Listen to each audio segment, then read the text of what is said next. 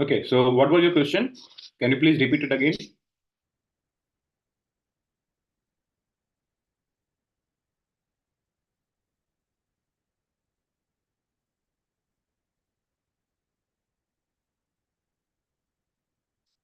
Hello, Teja, you there? Yes, sir. Yes, sir. Sorry, sir. What I was your speak question? in mute, sir. Not a problem. Okay, sir. We use a hyphen I, sir. Sometimes SSH space hyphen I. Okay. So, Why? Uh, so I got your question. Like why? Like sometimes we use hyphen I along with SSH command. Sometimes we do not. Right? This is the question you have. yes, sir. Okay. So what happens here is, yesterday, if you remember that we were trying to do SSH on both the machines, only after placing our SSH public and private keys. Remember that? Yes, sir. But in case if your keys are not default, these are kept at some different location outside .ssh folder. Mm. So in that case, you need to define the identity, like what is the location of your keys. Okay, sir. In order to define the location of your keys, we need to define the particular key name along with SSH. hyphen I option. Okay, sir. Okay, let me log into this particular machine. I'm going to tell you right away.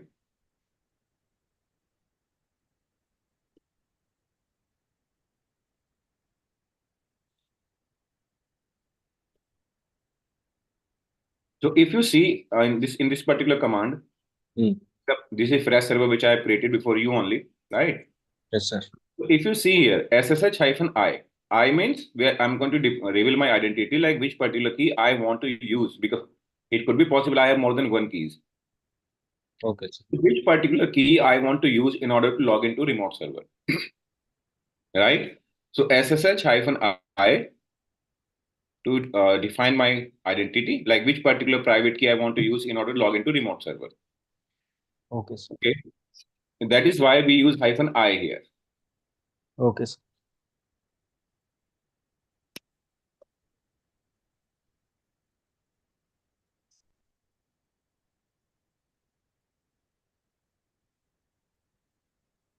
Okay, so today we are going to see like if there is any issue with SSH, so how do we troubleshoot that? So today we are going to see only the troubleshooting section.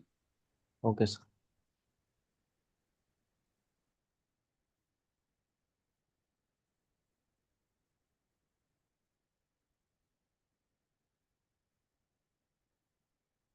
The same way we are going to log into like box 2,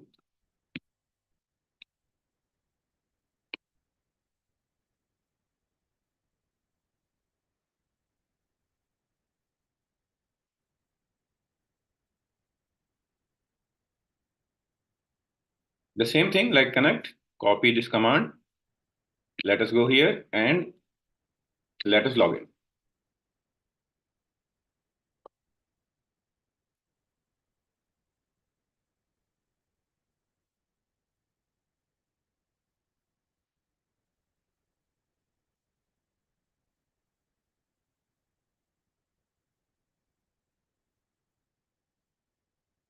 Linux box 2. Okay, so right now what we are going to see that we have modified the hostname in permanent manner, and the same hostname if we want to give on temporary basis in runtime, so we can define the same thing with the help of hostname command. Hostname is modified. Now, guys, if you remember that we are going to do all that like SSH initialization connection from machine 1, like Linux box 1, and we will do the SSH towards box 2, right? So today we are going to check like if there is any issue coming in. So how to handle that? How to allow user for doing SSH? How to deny users for doing SSH? These sort of things we are going to see today.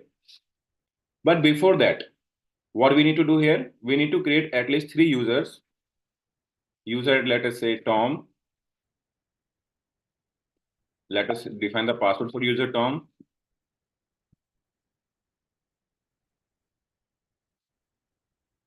Now let's create another user add David.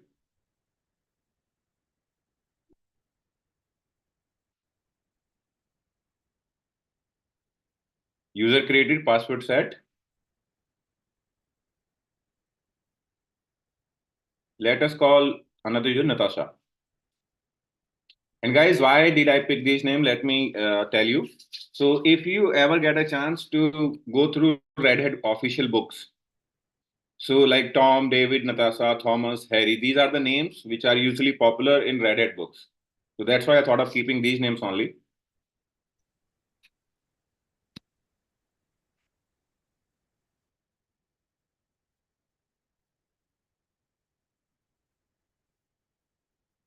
Password set for all three users. Okay. So guys, can you tell me like, will I be able to do SSH from like host one to this machine right now? Yes, sir. iPad.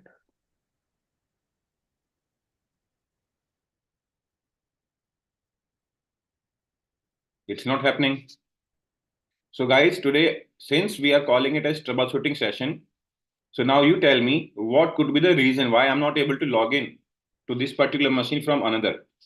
Sir, we can Pass. edit VI space SSH space SSH hyphen config commands. Sir, we Yeah, how to can do that? like Yes, Teja. Sir, VI space SSH space SSH config. Okay. We can edit the files or SSH file.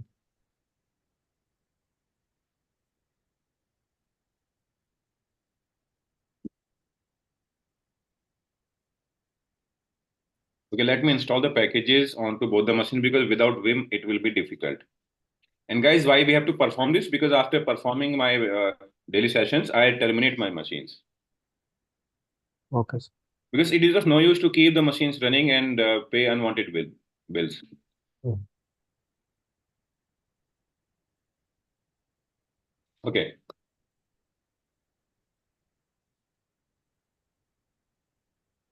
SSHD underscore config. Yes, sir. Set this password of continue not to yes. Mm. Now systemctl. Restart SSH. How will I be able to do it? Sir.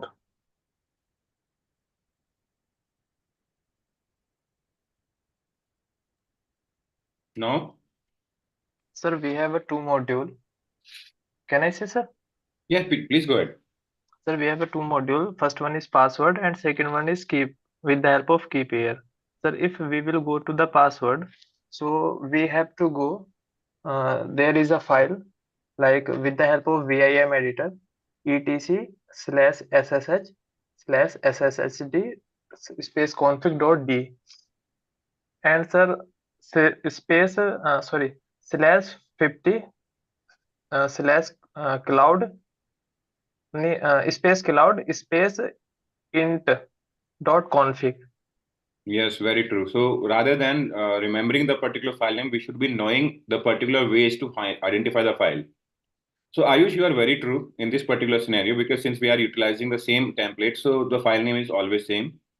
But what if the file name is modified? Because see, rather than like defining 50 hyphen cloud hyphen int init.conf, it could be let us say 60 hyphen cloud.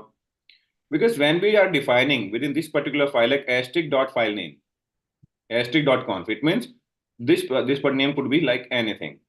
You can define this file with your name as well, with my name as well, right? So what do we want here is we want only to modify this particular file. Because if you see rest of all the particular parameters are commented. Only this one is uncommented here.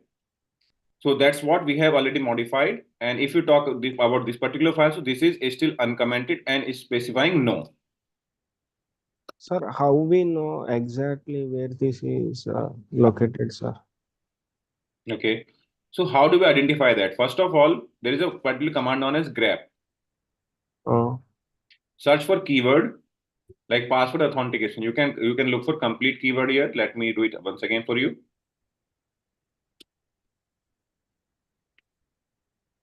So password authentication, it is like, and one more thing I would like to highlight here, all the parameters which are defined and starting with hash, this pound symbol, it means these are not activated. These are just set here, but until unless this hash is removed, it means Linux operating system will not read that particular parameter defined. Right?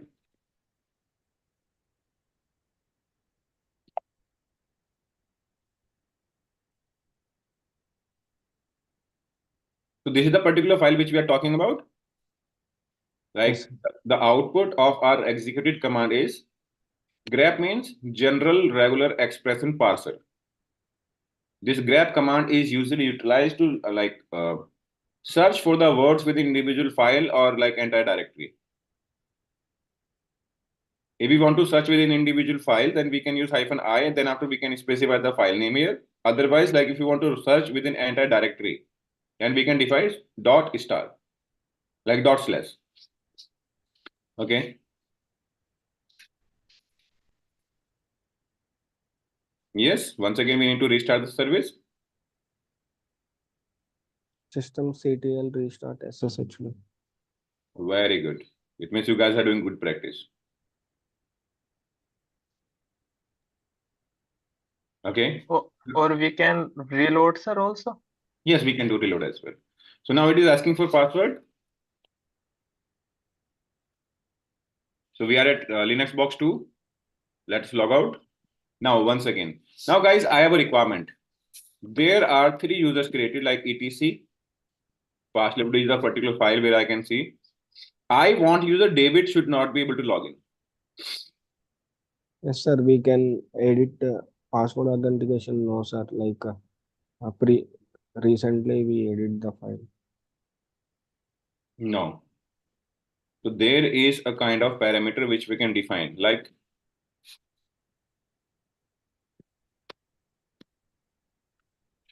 deny users David. Once again, we can see that. What is the particular parameter here? Deny user David. Okay.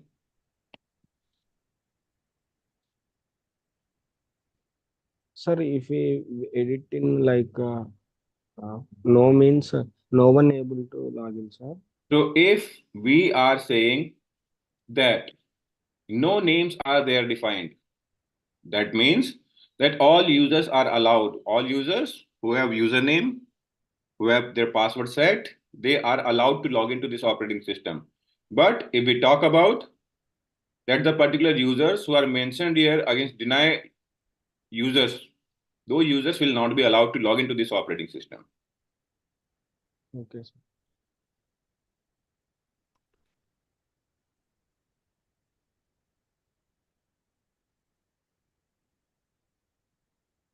Permission denied. Please try again. Even after I'm entering the correct password, the system will not allow me to log in. Okay, one more thing I want to we want to see.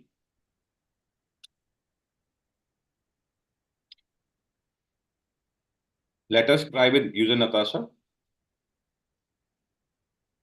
Allowed. Are we clear with this? Yes, sir. Okay. Now, one more thing I would like to let you know. So rather than specifying here allow users, deny user, we can define here allow users. Allow users. So what would happen? We will have to take a restart or maybe reload of SSHD service. Then what to do? We can type another user like Natasha.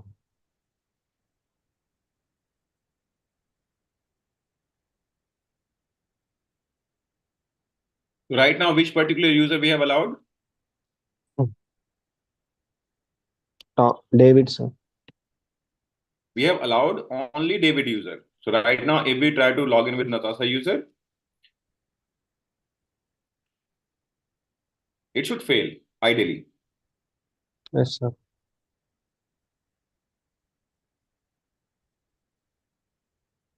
Okay. So let us try with user Tom.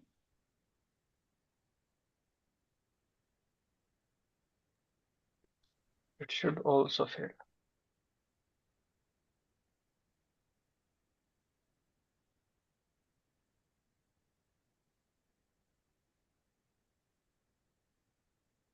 Permission denied.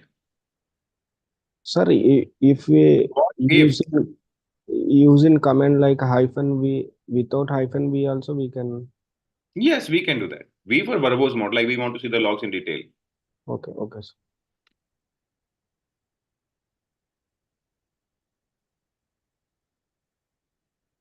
But now let us try with user David. Only the 3 users we have created. Yes, Aside sir. to that EC2-user, which is default user on the operating system. Yes, sir. Now only David user is allowed. Okay. One more thing I would like to show you here. Let us say I'm saying group add. What are the options here? We can define like use what do I call that? Direct group name. We can define hyphen group ID, right? So all the parameters are available. Let us say admin. And where do we see the information of group? etc group is the particular file name.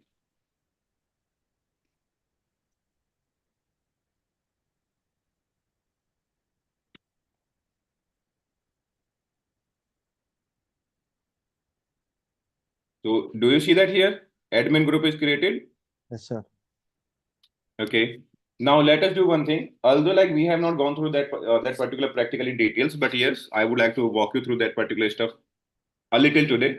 Otherwise, tomorrow we will see how do we manage users on the Linux operating system. Okay, sir. Then after we will go to file permissions. Okay.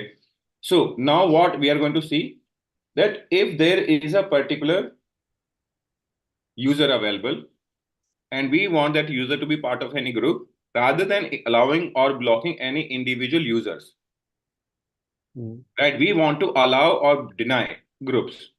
So let us say there is a command known as user mode -g admin and which user? Let us say Tom.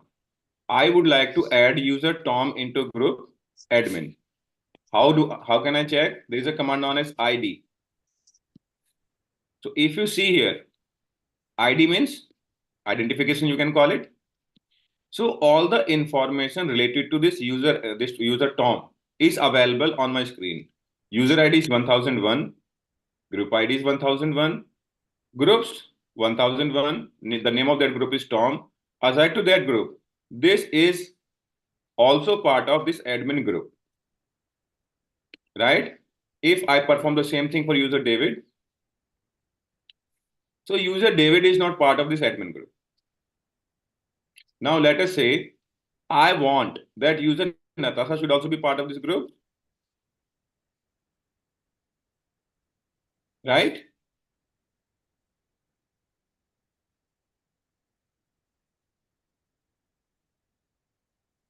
That is also available here. So now there are 2 users known as Tom and Natasha, which are part of admin group, and user David is out of that. If you want to see in detail, we can check here. So you group admin, and how many members are there? 3 members. Only 2 members are there, 2 right? members, yes, sir. Tom and Natasha. Okay. Once again, we are going to modify this. This time, what I will do? Allow groups. When we are playing at the level of groups, we can remove this option. Otherwise, like if you want, you can use both the options. Groups as well as individual users. Allow users and allow groups are allowed at the same time.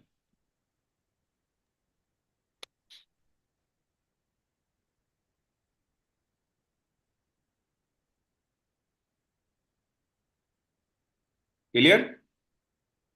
Yes, sir. So now guys, let me know one thing. How many users are part of that group? 2. 2. So are these users allowed or denied? Allow, sir. No, sir. These users are allowed. Okay. So let me try to log in with user Tom first.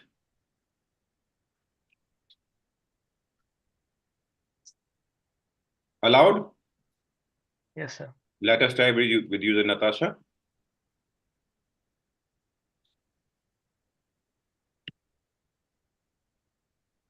Allowed? Now which user is remaining? David. David, sir. So let us try with that user as well.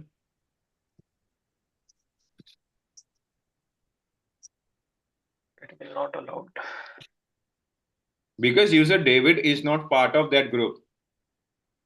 Mm. And we have allowed only that group to be allowed to do SSH onto that machine. That's why user David is not able to go through that particular server. Okay, sir. Are we clear with that? Yes, sir. Okay, one more thing. This is first step, first step of troubleshooting. Like we need to check that the particular user which we are trying to log in with is allowed on the system or not. What other things could be there? Okay, let us see.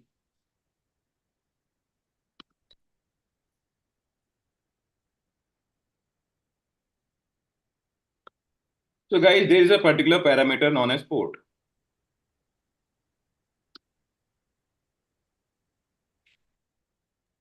Sir, before it, I have a question.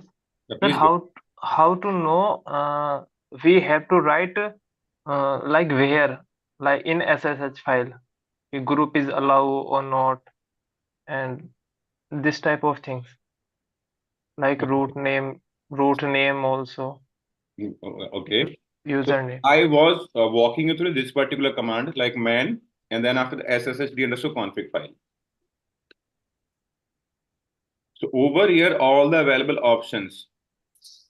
Like if you see here, allow groups. This keyword can be followed by a list of group name patrons separated by space, not by comma, by space.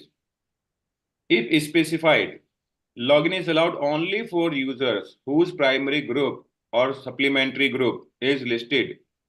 List matches one of the patron.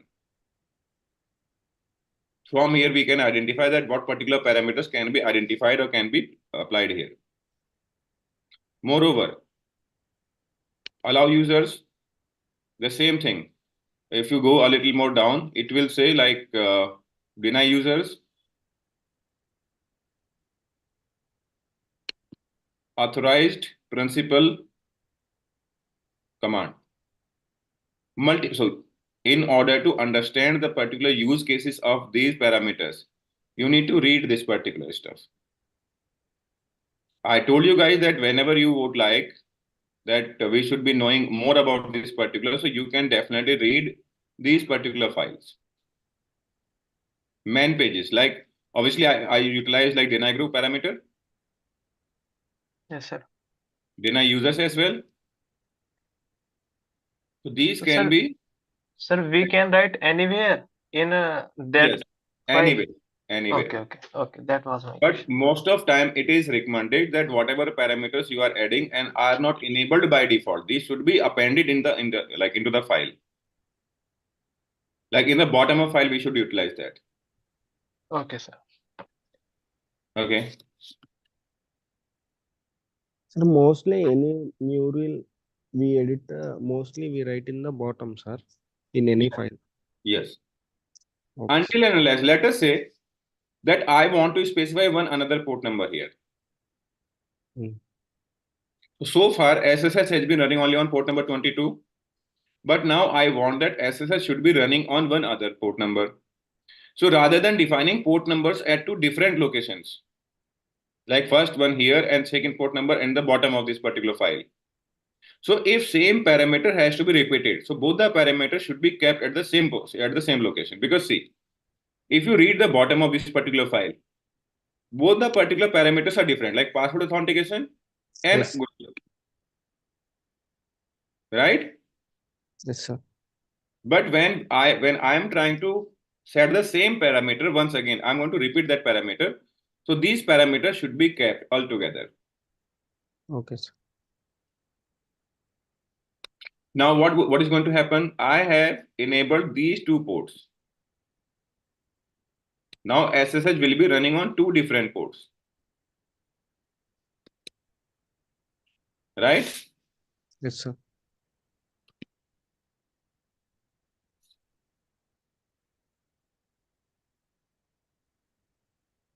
Okay, so guys, there is a particular security option in Linux, which is known as SELinux. We will study about that as well. But for now, because I don't want you guys to be confused, so that is why I have disabled it. Rather than calling disabled, I have set it in permissive mode. Like it will do monitoring, but not block anything. Because, okay, let me tell you one more thing. If you do not want to perform this activity, what could have been done in more better way? There is a command known as SEmanage. SEmanage means we are going to allow that this operating system should allow port number 1234 to be associated with a particular protocol known as SSH. It means whenever I will take a restart of the system, it is quite possible that my SSH service will not come up because such a port I have assigned to this particular service, which is not whitelisted at SELinux level. So SEmanage is a particular command to ensure that SELinux system, like security enhanced Linux. SE means security enhanced Linux, right? So either we want to whitelist it first, then we should reload it, or what we can do, we can easily run these commands set in for 0 in order to like set it into permissive mode. Earlier it was enforcing, or what we can do here, port number 1234. Sir, but you don't restart the SSH service, sir. I have not started because I want to check that port number, this particular 1234 is already defined. Now, where can we check that this particular port is defined to what service? There is a particular file known as etc services. Oh, this is assigned for search agent. We need to modify port to some other service. Let us do one thing. Let us try to search for port number 2222. This is also defined.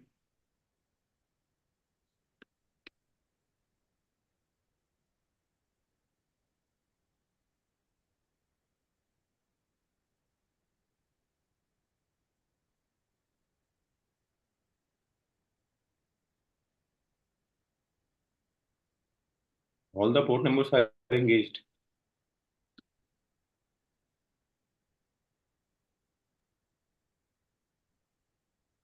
Red Hat 9 has done amazing thing, guys. Sir, who disable? I mean, who enable this port number, sir? So let me tell you guys, there are multiple agencies which are there.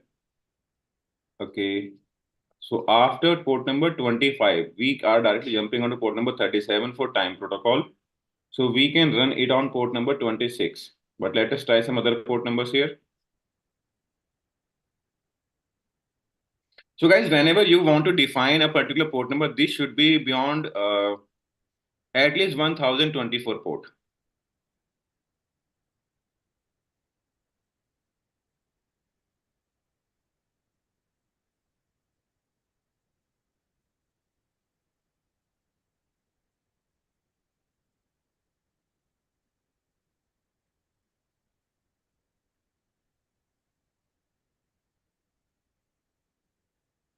So the particular system is picking all the particular port numbers which are predefined from this particular file.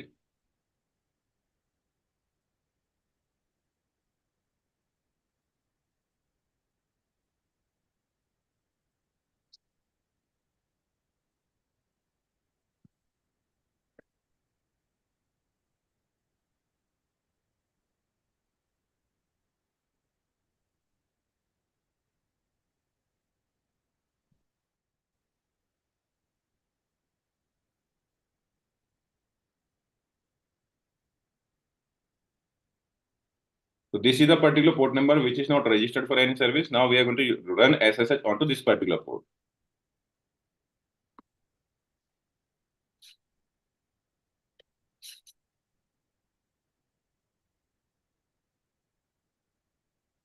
So guys, keep this thing in mind. We need to define such a port which is already not registered for some other service, right? Yes, sir. Otherwise, you will end up facing same issues which we are facing. Done? This time no error thrown by the system. No. And guys, see, like I am trying to perform all the things before you in real time. Because Reddit 9, obviously I have gone through it, but not into that much depth that I have configured SELinux with a customized port number. So that's why we are facing these issues. System CTL, reload Reload. SSH, D. B.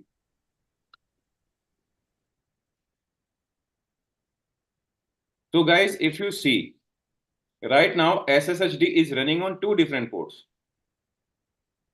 First of all, it is running on port number 22, and second one, it is running on 50,555. So now you have a particular task to log in to this particular server on this particular port number. But before that, you need to identify that SSH service is running on how many ports on remote server without logging in.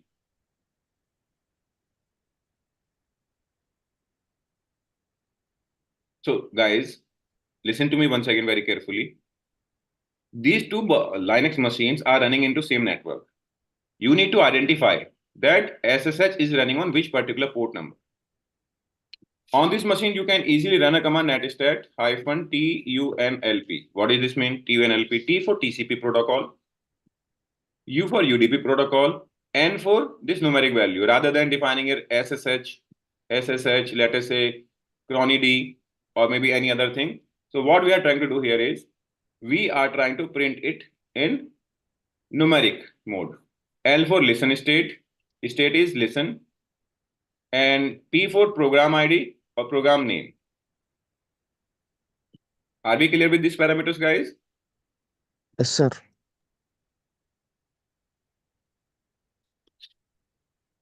The TCP means transfer protocol. TCP means this T for TCP protocol, U for UDP, N for numeric value. Okay, let me show you something.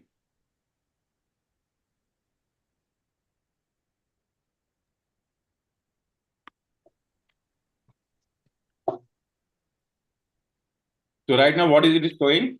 All the registered port numbers which are well known. So this operating system will print the name of that particular system, and rather than defining, like earlier it was showing like localhost, like this one 000 or kind of, and now it is showing as localhost, because right now it is not printing the value,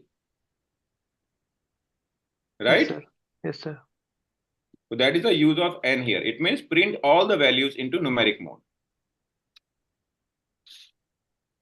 Okay. So right now we are able to identify on the same server that on which particular port number what service is running. But if I am sitting on a remote system and I do not have idea, or maybe you can call that I do not have the particular information that on which particular port number that service is running. So how do I check? There is a particular command which we can install.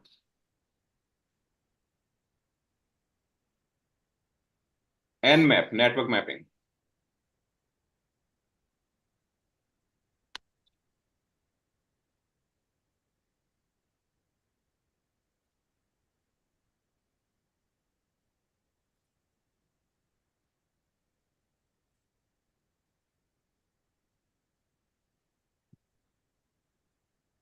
So basically this command is not ideally allowed everywhere. This is known as restricted command. But why we are executing it? Because right now we are just trying to understand that how the things are working on that particular system, right? So it is saying that this particular host is up, not on like 999 filtered TCP port is not on here. Port number 22 is open for SSH.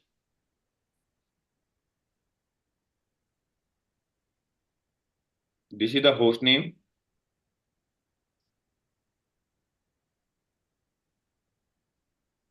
But why did it not display that particular port number which we want to know?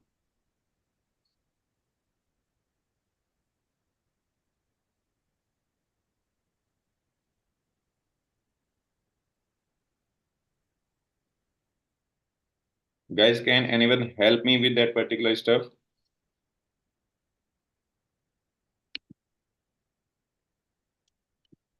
Guys, remember we opened only port number 22. Yes, sir.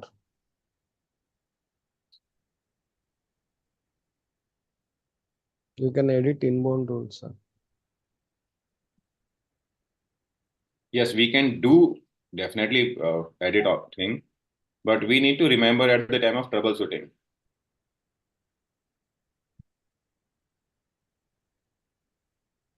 Add rules. TCP. For now, we are going with all traffic. 0, sir.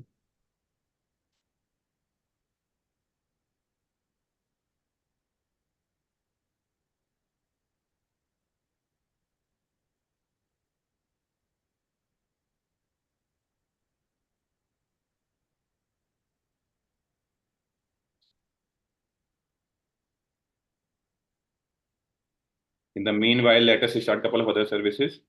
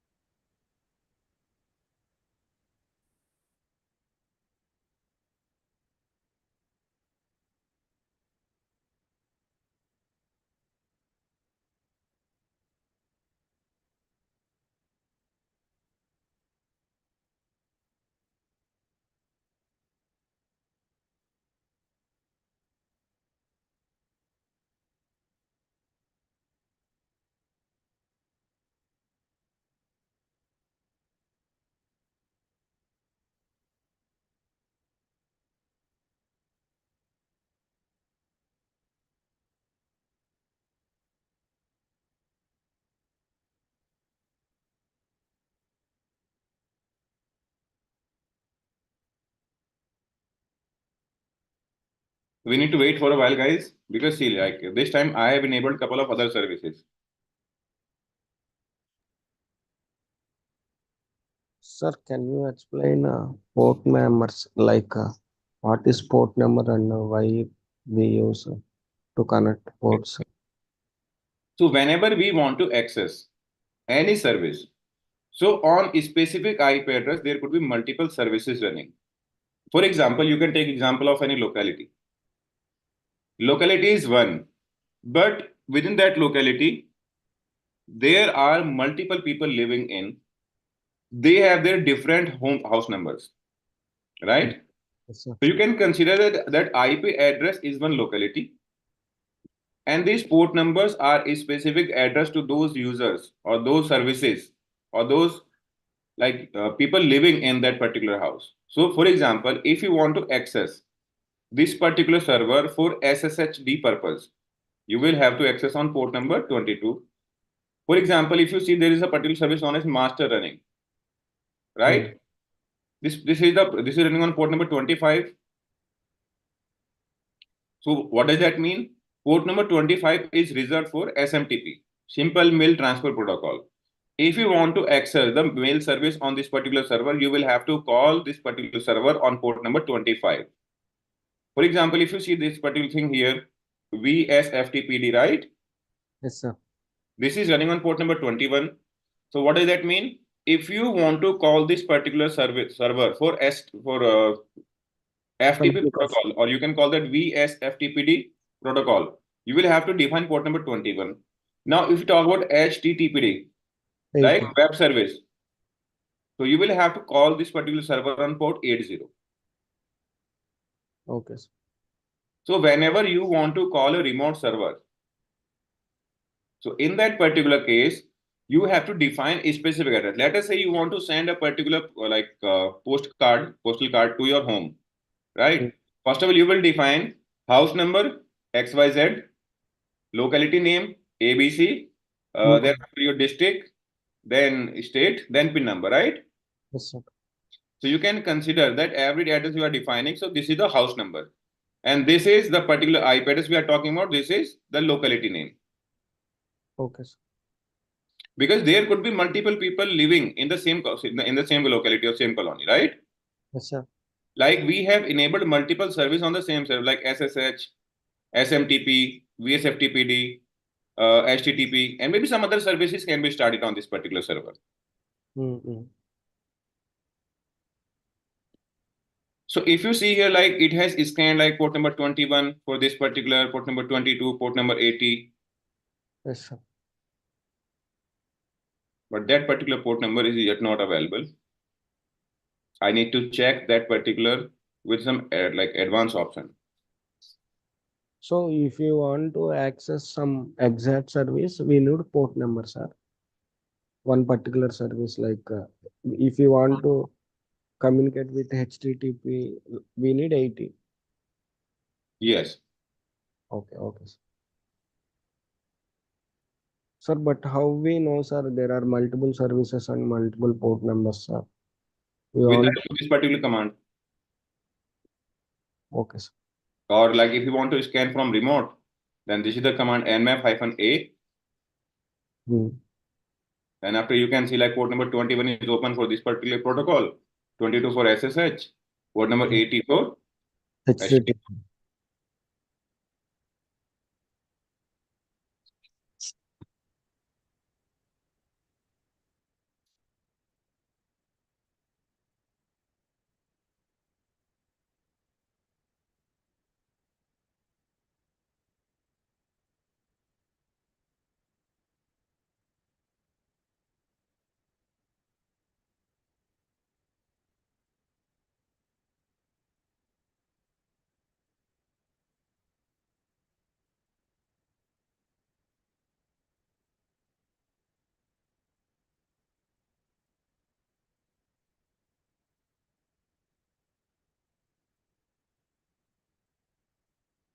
So these are a couple of options which can be utilized here.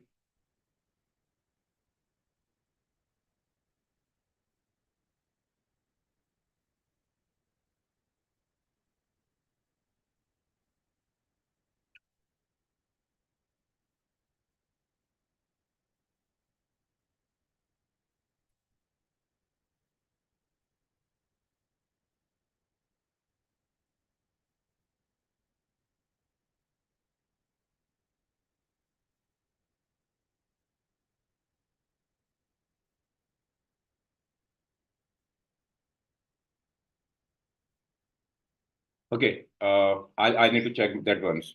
That why that particular individual port number is not displaying here while I'm running scan on this particular server. Because I'll have to check with some specific parameter with nmap command on. Okay, so I'll check and let you know tomorrow. So in the meanwhile, we can do one thing, man SSH, like how to access SSH onto some specific port number.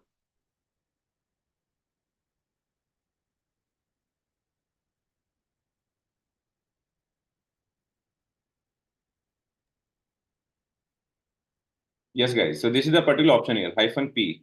Like while doing SSH on a specific port number, so we can use -p option here.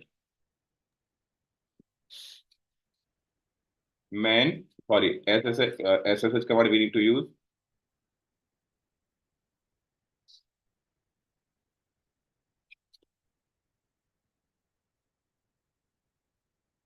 -p, what is the port number?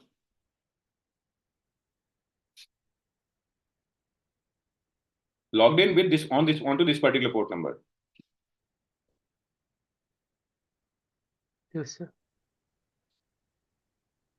So are we clear with that? Like how do we access SSH on a different port number? How to allow any specific user? How to deny any specific user? The same thing we have seen for a specific group, like how to allow a specific group, how to deny a specific group. And guys, remember that thing we have already seen, like how to enable, how to restart, how to configure SSH, how to do key-based authentication, like passwordless authentication, you can call it key-based authentication, right? Yes, sir. So you tell me, guys, any questions so far if you have? Yes, sir.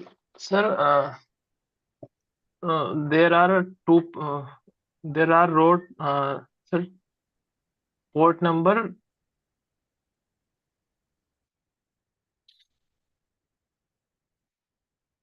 Yeah, there are 2 port numbers available here. Sir, please explain it. So I want to, Why 2 port number? okay, what happens here is, let us say, on firewall level, I want to allow this particular port number from a specific address. Let us say from my office only. But let us say I want that some specific users to whom I am going to share this information that my server is also running SSH service or on port number 50555. They should be able to access this particular server onto this specific port only. Because when we allow firewall policies, so these policies are allowed in 2 ways. First of all, at like at IP level, then at port number level. So if you see here, the port numbers, like first of all, I allowed only SSH from a specific, let us consider that this is some specific IP, right? Let us play with this rule.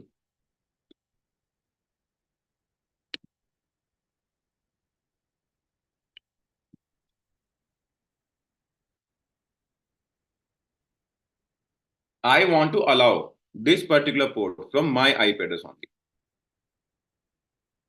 So is that clear now? Yes, sir.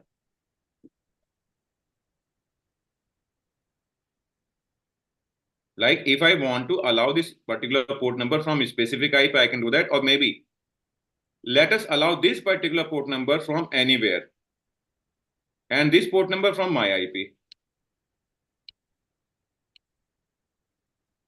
So that is how like port number 22 will be allowed only from my IP address and port number 50555 will be allowed from anywhere.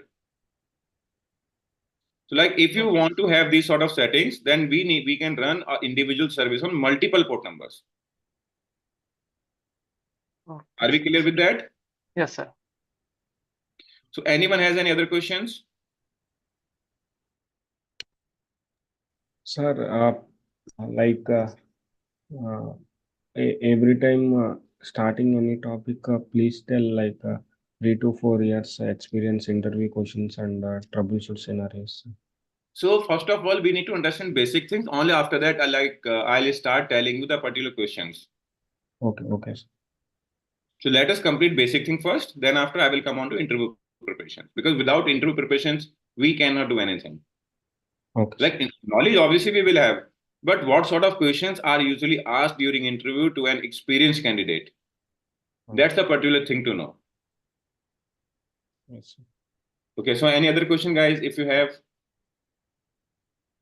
Sir, in WhatsApp group, I am not able to see your messages, sir.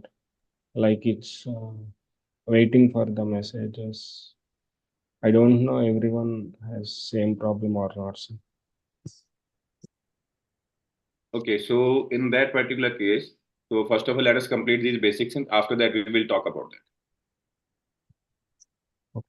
Don't worry, I'll help you to prepare the interview.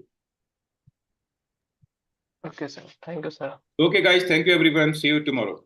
Sir, one thing, sir. Yeah, Hello. please go ahead. Sir, in WhatsApp group, I am not able to see your messages, sir. Don't worry. Just ping me once again. I'll add you to our WhatsApp group. Okay, okay, sir. So thank you everyone. Thank you so very much. Have a good time. Take care. God bless you all. Thank you. you so much, sir. Thank you so much. And tomorrow we are going to discuss about user management. Okay, sir. With SSH problem. No, SSH is almost completed. Whatever like remaining things are there, we will cover in second session.